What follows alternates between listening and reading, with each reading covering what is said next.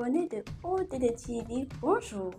Saviez-vous que les herbiers marins contribuent à l'amélioration de la sécurité alimentaire, à l'atténuation des effets du changement climatique, à l'enrichissement de la biodiversité, à la purification de l'eau, à la protection du littoral et au contrôle des maladies?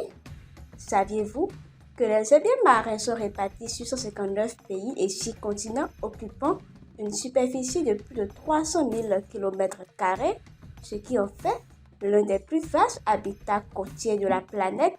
Et saviez-vous que les herbiers marins peuvent stocker jusqu'à 18% du carbone océanique mondial?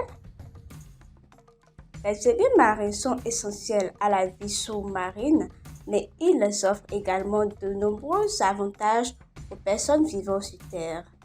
Si vous ne le saviez pas, c'est le moment de le savoir avec notre invité, M. Christian Adjei. Il est océanographe et chercheur à l'Institut de recherche halieutique et océanographique du Bénin, IROB. Bonjour, M. Adjei. Bonjour Abibat. Dites-nous, quand on par herbier marin? Un herbier marin est un habitat marin. Et qui parle d'herbier, parle des plantes. Donc ce sont des plantes comme des arbres qui poussent au fond de la mer. Quels sont les différents types d'herbiers marins que nous avons? On a plusieurs types d'herbiers. C'est un peu comme si j'aime comparer avec le continent. Nous avons plusieurs arbres, non? Et sur le continent, donc c'est comme ça également que nous avons plusieurs types d'herbiers en milieu marin. Bon, maintenant, il y a également les algues que les gens mélangent un peu souvent, mais donc, qui sont quand même des végétaux qui poussent au fond de la mer. Donc nous avons plusieurs types, comme les algues, comme les herbiers dont vous parlez, et également plusieurs types d'espèces dès qu'on rentre déjà dans cette famille. Donc c'est en fait la famille des sargacées, qui sont des noms scientifiques et autres qu'on peut avoir. Et comme je l'ai dit, vous avez également lamelles. Vous avez, comme sur le continent, des arbres qui ont des feuilles comme des lamelles. Vous avez aussi les sargasses que j'ai citées, vous allez les trouver. Ce sont des algues qui échouent sur notre côte souvent. À partir du mois d'avril de chaque année, vous allez remarquer que la plage est inondée de ces formes de végétaux qui inondent nos plages. Quel est leur rôle et leur importance dans l'écosystème marin? Le rôle d'un herbier, c'est un habitat sous-marin où vivent des espèces comme des poissons, comme des tortues marines et autres. Là. En comparaison, on parlera un peu de la zone côtière, où les humains aiment beaucoup rester. Donc un habitat marin, comme un herbier, c'est comme un peu en comparaison de la zone côtière, qui est vraiment préférée pour les animaux, parce qu'il y a à manger à cet endroit-là. Comment peut-on les protéger? Et les protéger déjà, il faut déjà commencer par faire la recherche pour identifier leur endroit. Ça fait partie, c'est la première étape pour protéger une ressource. Identifier, connaître un endroit. Ce n'est pas tous les fonds marins qui sont tapissés des herbes, qui sont tapissés d'herbiers. Donc il y a des endroits propices où on les voit. Dès qu'on identifie ces endroits, normalement, on crée une réserve à cet endroit-là pour les protéger. Parce que si nous prenons les engins des pêcheurs, dès que ça va à ces endroits, ça racle.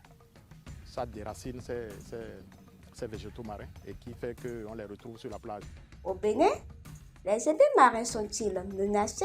Les herbiers marins, même du monde entier, sont menacés, à l'instar des herbiers marins du Bénin, à cause de la pêche qui les enlève de leur habitat. Parce que les pêcheurs, en recherchant le poisson du fond, ont des engins qui raclent le sol et qui déracinent ces plantes-là. Autre chose, les herbiers sont menacés à cause des changements climatiques. Et qui parle de changement climatique, on parle de l'élévation du niveau de la mer, on parle de l'élévation de la température de l'eau. Si le climat sur la Terre augmente, ça veut dire que le climat de l'eau aussi va augmenter. Et comme ce sont les végétaux qui vivent au fond de la mer, mais pas très profond, c'est-à-dire dans des petites profondeurs de la mer, pour voir les rayons solaires, donc à partir de ce moment, subissent les conséquences de l'augmentation des températures. Et quelles sont les politiques mises en place pour la protection de cette biodiversité au Bénin et dans la sous-région? Au Bénin, pas encore. Nous n'avons pas une politique spécifique pour les herbiers marins. Mais déjà, l'Institut océanographique de recherche au Bénin explore déjà le fond marin pour identifier ces endroits-là aux fins d'une protection future. Il y a des politiques, il y a même des projets régionaux actuellement pour la protection de ces herbiers. Le RAMPAO, le réseau des aires marines protégées de l'Afrique de l'Ouest, dont le siège est au Sénégal, fait déjà la promotion de tout ce qui est de la protection des ressources marines. Merci, M. Adé, pour toutes ces explications. Merci, Aldo. Selon les données récentes, 21% des espèces des biens marins sont classées dans la catégorie quasi menacée, vulnérables et en danger de la liste rouge des espèces menacées de l'Union internationale pour la conservation de la nature.